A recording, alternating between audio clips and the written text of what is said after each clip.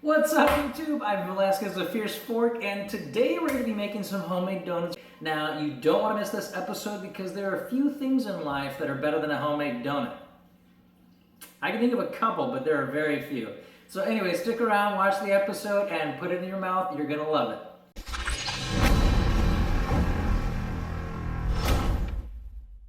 Hey guys, welcome back. So what I've got going on here is I'm going to heat up my milk that goes into the donuts. And I've got some dry active yeast. I'm using Fleischmann's dry active yeast. What you want to do is heat up your milk. At that point, you're going to remove the pot off the heat and add your yeast. I've allowed my milk to come to temperature. So let me check it real quick, see what we have. Now, if it goes a little above 90 degrees, it shouldn't be a problem. You really don't want it above about 115 degrees. Otherwise, it's going to go ahead and kill the yeast. So so here's my thermometer. It's probably a little blurry for you, but it's right at around 114, 115 degrees, which is actually okay. That's great. So what I'm going to do now is I'm going to add my yeast. Ooh, try not to spill it all over the place. What I'm going to do is I'm going to go ahead and stir this around, allowing the yeast to dissolve. This is only going to take about 5 minutes, and then after that we can go ahead and move on. Okay, so I've allowed the yeast is sitting here in the nice warm milk, and as you can see, the yeast is getting nice and foamy. It's activated. It's alive. It's alive! Now we can go ahead and get started with making the actual dough for the donuts. Let's start making the dough. So what I'm going to do is I'm going to take my eggs, crack them inside the bowl. All right, that's one. Here's the second one. All right, cool. So then what we want to do is we want to go ahead and add our sugar. And here I also have some softened butter. I'm going to go ahead and let this mix. Good. So now what I'm going to do is I'm going to go ahead and take my yeast mixture with the milk and the yeast, and I'm going to go ahead and pour that into the mix here. Now I did allow this to cool just a tiny bit, so after I let the yeast puff up for 5 minutes, I went ahead and just allowed this to cool down for another 3 minutes or so. All right, so I'm going to go ahead and throw this in here and mix it in a little bit as well. All right, perfect. So now what I'm going to do is I'm going to take half of the flour that's going into this mixture. Oh, actually, before I forget, I also have my salt. I need to throw that in there. I almost forgot my salt. Very important. Otherwise, it'd be very sweet and it would come out awkward. So what I'm going to do is I'm going to take my flour, and I just want to go ahead and use about half of this bowl right here. So go ahead and lock it up again. Start mixing the dough for a few minutes until it starts to come together. So you'll see that the dough is actually starting to form right here. And every now and then you want to just go ahead and turn it off.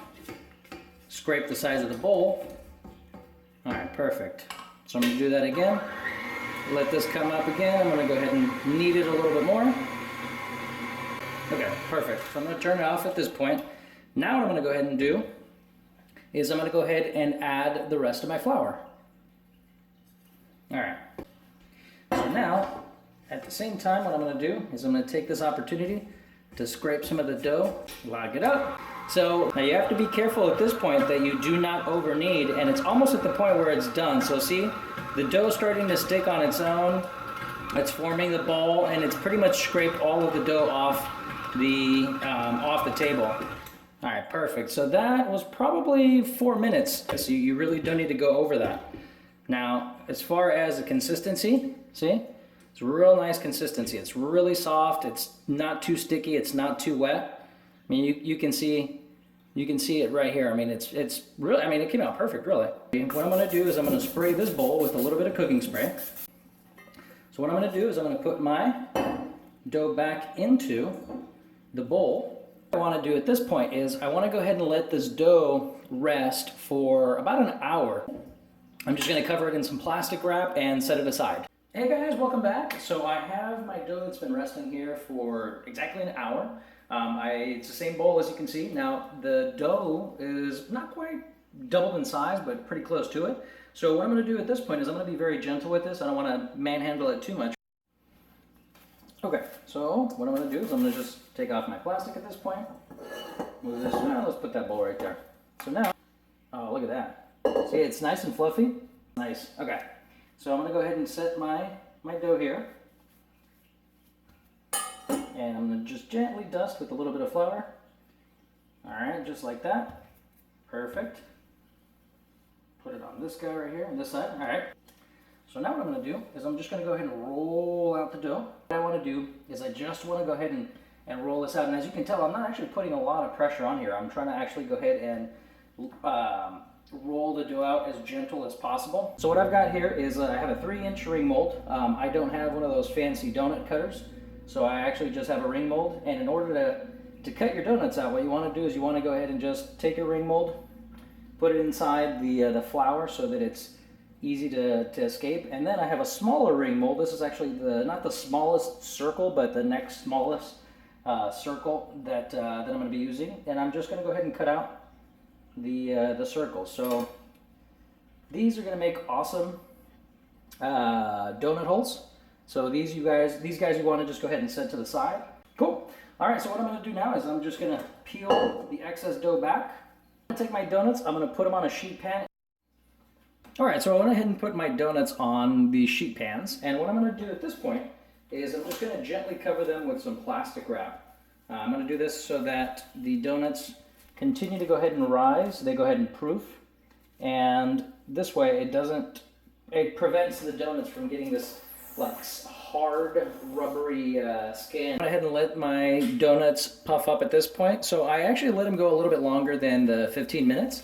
I let these donuts proof for about 20 minutes, and basically what you want to do is you want to check it by, if you press down on it and it leaves a print like this, you may or may not be able to see that, I apologize, then you know it's ready. So now we can go ahead and fry these donuts.